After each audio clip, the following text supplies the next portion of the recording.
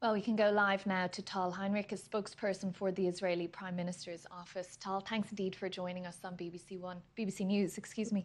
Just to pick up My there pleasure, on Katrina. just to pick up on what Dr. Kaler of Med Global said there, having never seen as bad as a humanitarian crisis in his career as he sees now. Aid agencies have told us that no aid has gotten into Gaza through the southern crossings for a few days now. The US says nothing has come across through Kerem Shalom since it reopened.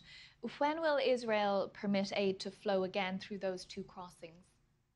So let's set the record straight here. Since the beginning of the war that Hamas has waged against us on October 7th, more than 500,000 tons of humanitarian aid have crossed into Gaza. Israel facilitated the insertion of this aid. We're talking about more than 400,000 tons of food. Hundreds of food trucks, as you know, and you've reported, have come in daily. Now, in recent days, what has happened is that Hamas fired multiple times, if I'm not wrong, at least 3 or 4 times at the Kerem Shalom border crossing. They fired from humanitarian areas and they fired from the eastern parts of Rafah to that border crossing, which is, the main artery from which the trucks are coming in. Hamas is trying to create a humanitarian crisis in Gaza. Hamas are not only stealing the aid, Katrina, to feed their own war machine. They're not only stealing the aid to sell the food at tenfold the price in the markets. They're also firing at the aid routes, and including an aid route where the aid is transported from south to the northern parts of Gaza, by the way. Tal, On Sunday, Tal, just to bring it back to the question I asked you there, which is when will Israel allow that aid to come in again? There is a humanitarian crisis there. We've heard many descriptions of that. So I'm just asking you when that will happen again. We reopened Kerem Shalom again and again. Hamas has attacked the crossing again. We will keep trying to reopen it again, and very soon you'll see trucks coming in. But you have to remember here that Kerem Shalom is not the only route for the insertion of humanitarian aid into Gaza. It is but there's nothing coming through. But there's nothing coming through Rafah at the moment, which has been the main crossing. The IDF now has occupied that crossing. And Rafah will become operational. When will that be? Well, soon enough, when we'll announce. But Rafah will become operational. Okay, so I guarantee you that. Okay, but you can't put a time frame on that. Just to bring it to the talks in Cairo that are ongoing. In the coming days, yes. In the coming days, okay. Just to bring it to the talks in Cairo that are ongoing to agree some sort of pause in this fighting to get those hostages out and to get aid into Rafah, into all of Gaza as it is needed, as we've been discussing there. Have you any update for us on how those talks are progressing? So bringing our hostages back home is a top priority. We want all of our stolen people back, 132 of them, as you know, and time has run up for 38 of our hostages, as far as we know. We have been exerting military pressure on Hamas combined with diplomatic pressure because, as we've seen back in November, this is the only way to achieving a framework that will see the release of hostages. And we've been working, and I know that BBC has covered it, tirelessly, not only us, but also the U.S. administration and other international mediators to try to bring another such agreement that will see the release of the remaining hostages.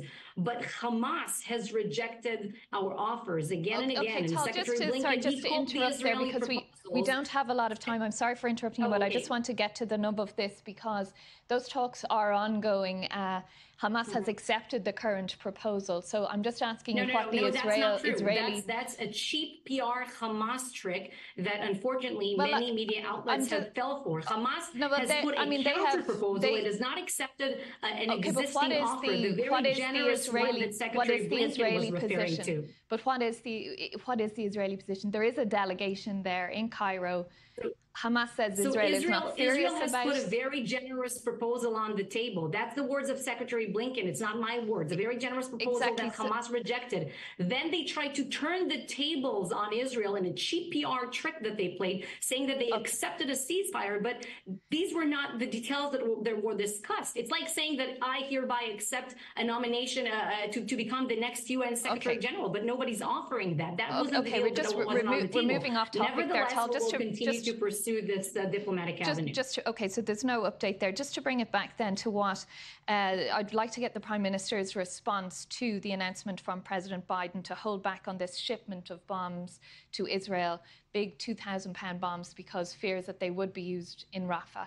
What's the Prime Minister's response to that US decision?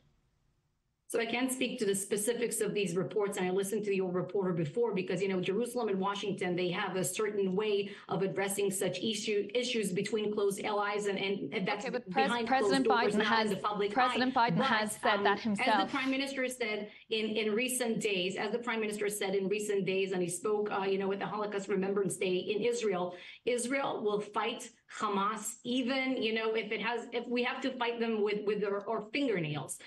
We will achieve all of our war objectives, which include bringing our hostages back home, dismantling Hamas's military and governing capabilities, and making sure that Gaza will never pose a terror threat to us again. But it's also, Katrina, important to underscore that, our war objectives, as we define them as a nation on October 7th, they have been supported from day 1 to day 215 by the United States. It's no secret that there are some differences, some disagreements, but we discuss them in different channels. So you don't think the withholding of these bombs will make any difference to the Israeli war effort then?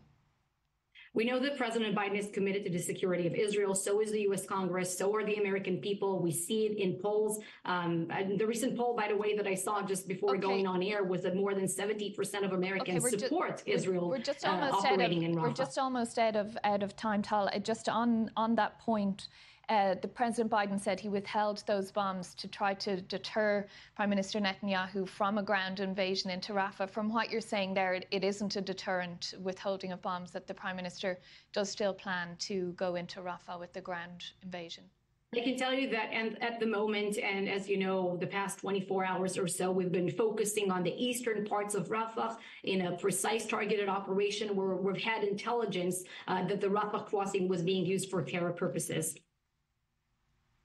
So this is the start of a longer mission into Rafah with ground troops? Is that what you're saying? I can't discuss operational strategy and things that are happening on the ground. These are things, these are matters for the IDF. Of course, we don't divulge what's going to happen ahead. Okay, we'll have to leave it there. We're out of time. Tal Heinrich, spokesperson for the Prime Minister, Benjamin Netanyahu, thanks for joining us on BBC News.